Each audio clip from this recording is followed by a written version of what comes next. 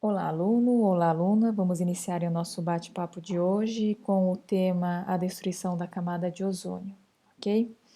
Então vejam bem, né? A ciência e a tecnologia podem tanto melhorar a qualidade de vida das pessoas quanto causar sérios problemas.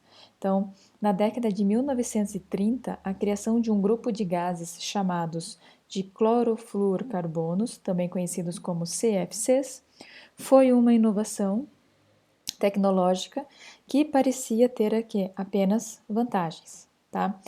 Os CFCs não eram inflamáveis, não eram tóxicos e também não eram corrosivos e passaram desta forma a ser usados em frascos de inseticidas, desodorantes e outros produtos na forma de sprays ou também chamados de aerosóis. Eram usados também em aparelhos de ar-condicionado e geladeiras. Também eram utilizados na produção de espumas que revestiam sofás e também colchões, né, que preenchiam, na verdade, e existiam outras aplicações. Porém, após alguns anos, pesquisas científicas, né, começaram a indicar problemas decorrentes do uso desses gases. Para vocês terem uma ideia, na década de 1970, o mexicano Mário José Molina, o estadunidense Franklin Sherwood Holland e o holandês Paul Joseph Crutzen descobriram que os gases CFCs e outras substâncias contendo cloro, flúor, carbono, bromo, né, estavam destruindo a camada de ozônio. E a gente tem que entender que na atmosfera, né, sob o efeito dos raios ultravioletas do Sol, os CFCs aceleram a transformação do ozônio em gás oxigênio, tá? Só abrindo um parêntese aqui, ó, no início, o alerta sobre a destruição dessa camada, né, da camada de ozônio, foi considerado exagerado, tá, por muitos cientistas. Posteriormente, por essas descobertas, os três cientistas depois chegaram a ganhar o Prêmio Nobel da Química em 1995.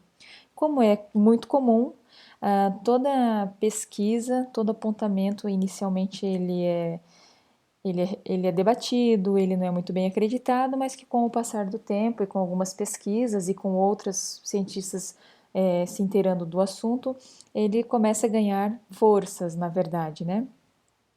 Então, dando continuidade aqui, ó, formaram-se assim, né, esses gases, são os CFCs, acabaram então formando o que nós chamamos de buracos na camada de ozônio, que está em destaque aí nessa imagem, tá? Que são regiões em que a concentração de ozônio diminui e como essa camada absorve parte dos raios ultravioleta emitidos pelo Sol, nas regiões com menor concentração de ozônio, os raios ultravioletas passam em maior intensidade, atingindo e prejudicando os seres vivos. Então, se nós olharmos aí nessa imagem, nós vamos ter que aqui dentro, tá? Nós temos aqui uma camada bem menor de camada de ozônio, com isso proporciona que os raios consigam passar com uma maior intensidade, ok? A maior incidência de raios ultravioleta na superfície da Terra intensifica o número de casos de câncer de pele e de catarata, né, que é um problema nos olhos e que afeta a visão, tá, das pessoas. Os raios ultravioleta também podem afetar outros seres vivos e podem até matar algas que produzem alimentos e oxigênio nos ecossistemas aquáticos, tá? Para que a gente possa dar continuidade e já se encaminhando para o final desse bate-papo, nós vamos abordar agora um pouquinho sobre a recuperação da camada de ozônio.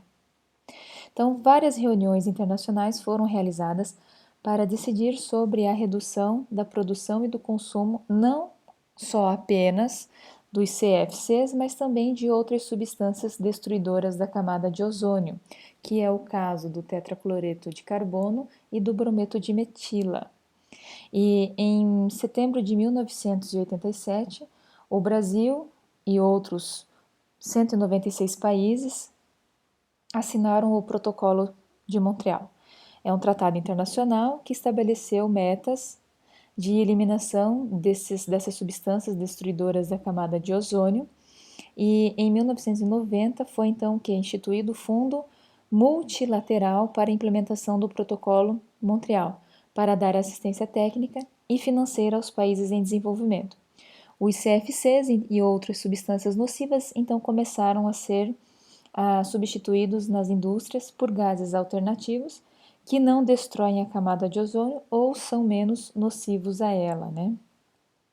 Além disso, o Brasil e outros países, né, houve o que? Políticas de incentivo à substituição de equipamentos de refrigeração antigos, além de treinamento de profissionais para coletar os gases durante a manutenção dos equipamentos com CFC. Então, aqui nessa imagem, nós temos aqui um refrigerador, um modelo já um pouquinho mais antigo, e aí, por alguma porventura, ainda pode conter aí dentro dele, né, gases do tipo CFC. Então, a manutenção desse tipo de equipamento tem que ser feita por pessoas especializadas, né?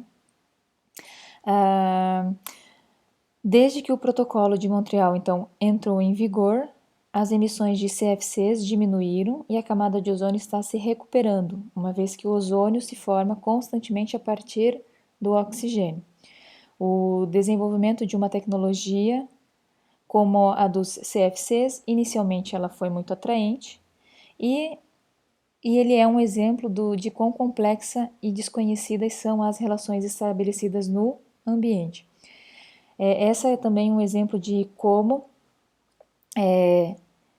diante de uma crise, né, vários países podem se unir e unir esforços e chegar a acordos em busca de soluções, porque as consequências não são pontuais, as consequências são globais, né, então afeta vários países.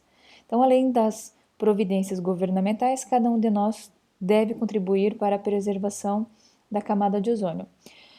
Alguns substitutos dos CFCs ainda agridem, tá? Mesmo que em menor grau, a camada de ozônio, ou então colaboram para intensificar o efeito estufa. O efeito estufa é um tema que nós vamos ver aí nos próximos bate-papos. O que mais que eu posso falar aqui para vocês? É que ao consertar ou substituir aparelhos refrigeradores, devemos nos certificar de que a empresa contratada recolhe o gás em vez de liberá-lo para o ambiente. Então, tem que ter sempre esse cuidado também. Se for necessário descartar um aparelho velho, tá? O que é comum até porque a tecnologia vai avançando e o nosso lado consumista sempre pede equipamentos mais modernos. Importante é que devemos procurar serviços de coleta especializados que também disponham de equipamentos adequados para o recolhimento dos gases que podem ser, né, reutilizados. Então, fico por aqui e aí aguardo vocês numa próxima oportunidade.